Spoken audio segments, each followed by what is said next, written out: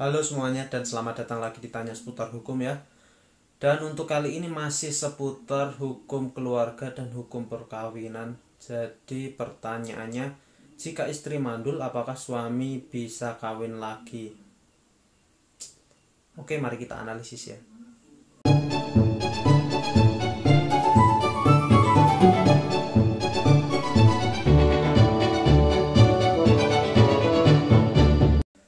Jadi acuan utama untuk eh, peraturan dan undang-undang mengenai perkawinan yaitu Undang-Undang Nomor 1 Tahun 1974 ya, mengenai perkawinan.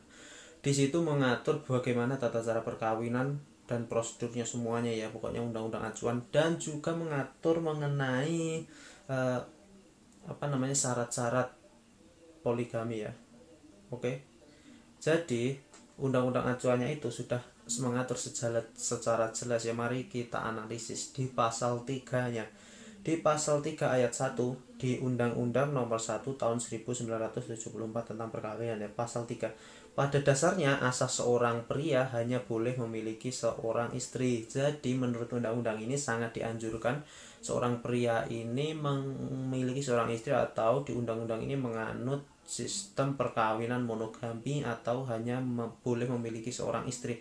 Namun di pasal ayat 3 ayat 2 itu juga memiliki pengecualian ya. Pasal 2 ini menyatakan bahwa pengadilan dapat memberikan izin kepada seseorang suami untuk beristri lebih dari seorang apabila dikehendaki oleh para pihak-pihak dan yang bersangkutan. Jadi atas persetujuan hakim dan atas izin pengadilan, maka seseorang itu boleh menikah lagi atau berpoligami, tapi atas izin para pihak dan kehendak para pihak.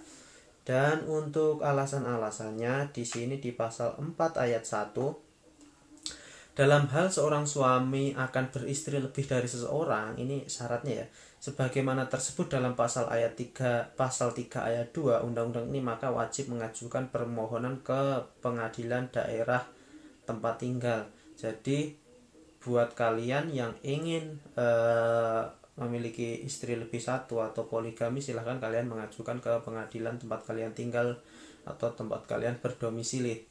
Dan untuk ayat 2-nya pasal 4, pengadilan dimaksud dalam ayat 1 ini memberi izin kepada suami yang akan beristri lebih dari seorang apabila ini alasannya ya.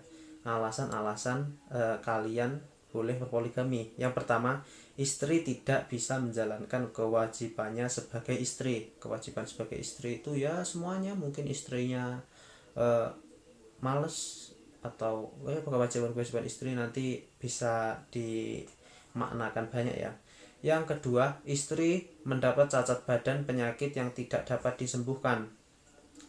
Mungkin istri dapat cacat badan itu ya, mungkin dapat kanker yang parah, atau mungkin cacat badan itu juga mungkin kedua kakinya patah, mutilasi atau apapun ya, pokoknya cacat badan yang bisa dimaknai dengan cacat badan.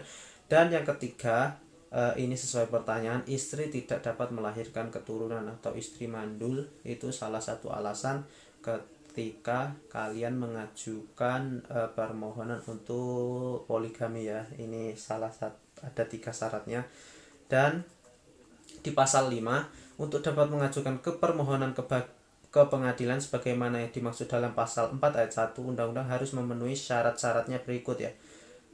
Syarat-syaratnya, yang pertama adanya persetujuan dari istri. Jadi harus ada persetujuan, tidak tiba-tiba gara-gara istri cacat terus langsung mengajukan permohonan ke pengadilan, tidak seperti itu, harus adanya persetujuan dari istri. Yang kedua, adanya kepastian bahwa suami mampu menjamin keperluan hidup istri dan anak-anak mereka. Jadi memastikan nanti bahwa istrinya nanti terjamin kebutuhannya dan anak-anaknya juga terjamin. Jadi untuk poligami kalian harus kaya raya, harus mampu menafkahi lahir batin. Oke. Adanya jaminan bahwa suami akan berperilaku adil. Ini yang tersulit ya, katanya orang-orang untuk berperilaku adil itu sulit. Jadi saran saya nggak usah cari istri banyak-banyak, cukup satu aja. Dan itu aja ya, itu udah yang diatur di pasal 3, 4, dan 5 mengenai prosedur poligami dan alasan-alasan poligami ya. Dan untuk prosedur-prosedurnya sudah saya cari.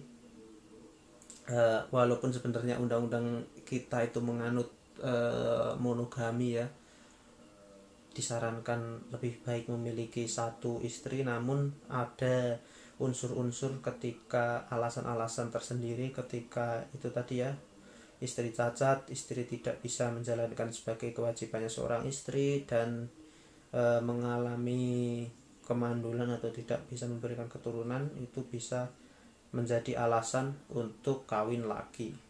Dan di sejumlah pengadilan agama, syarat-syarat undang-undang perkawinan tersebut diturunkan menjadi 12 syarat administratif untuk mengajukan permohonan poligami.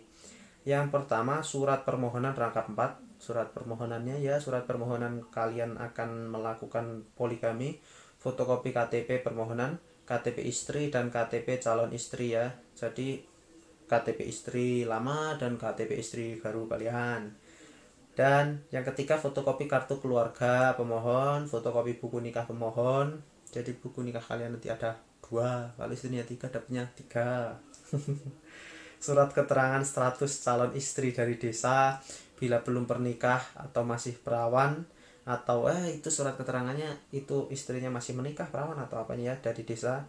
Surat keterangan penghasilan diketahui dari desa atau instansi. Jadi tujuan adanya surat penghasilan ini saya pikir itu kan adanya syaratnya bahwa seorang suami kan harus dapat menjamin kebutuhan istri dan anak-anak. Jadi ini nanti salah satu penentunya dikabulkannya atau enggak permohonan poligami Anda. Jika penghasilan Anda banyak, kemungkinan besar itu nanti pasti kalian akan dikabulkan. Surat izin atasan bila kalian PNS, jika PNS kalian perlu izin atasan ya. Surat pernyataan berlaku adil, ini pernyataan aja, nanti kalian akan berlaku adil menafkahi istri kalian semuanya secara batin dan secara duniawi juga. Apa sih duniawi? Yang 9, surat pernyataan tidak keberatan dimadu dari istri pertama. Ini yang paling sulit. Mana ada sih perempuan yang mau dimadu, tapi di berita-berita itu ada ya. Tapi ya udah nggak usah dibahas itunya. Yang ke-10, surat pernyataan tidak keberatan dimadu dari calon istri. Ini tadi ya. Oh, calon istri.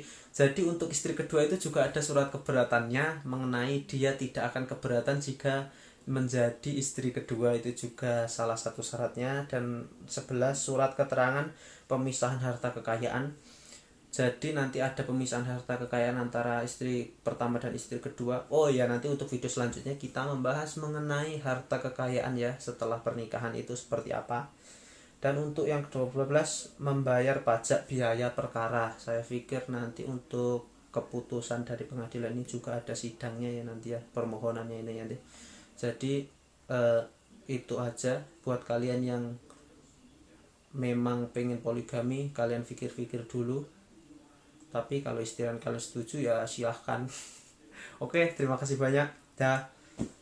Saran saya nggak usah poligami sih. Tetap istrinya satu aja, dan tetap ingat, tetap selalu cuci tangan dan stay health ya. Cuci tangan, pakai masker kemana-mana, dan mari belajar hukum, pahami hukum semuanya ya, biar kalian nggak tersesat di jalan. Dah, thank you.